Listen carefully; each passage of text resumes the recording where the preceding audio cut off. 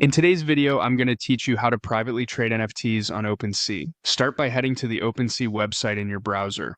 From the home page, open the collection section on the left. This is where you can discover projects and explore what's available. Use the filter controls to refine what you see. Choose a category that matches what you're looking for, and then pick the appropriate chain. The chain matters because it determines the network your purchase will live on and what fee you'll pay. If you prefer to browse highlights, you can also select from the featured collections area on the page.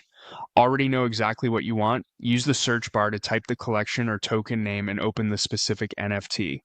When you're on the item page, choose Buy Now to purchase at the listed price, then select Buy to confirm. Take a moment to verify the collection, the chain, and the total price before proceeding. Buying first ensures you own the item so you can transfer it privately to a single recipient. Once your purchase is complete, move your cursor to the profile icon in the top corner and open your profile. Go to Items to see everything you own. If you hold NFTs on multiple networks, use the chain selector at the top to filter to the correct chain so the new item is easy to find. Open the NFT you plan to transfer and select Send. This action moves the token directly to another wallet without creating a public listing, which is why it's a private trade. In the recipient field, enter the wallet address or a valid ENS name. Double-check every character before you continue. Blockchain transfers are final, so accuracy is essential. A helpful habit is to paste the address, compare the first and last few characters to a source you trust, and make sure the chain matches where the NFT exists.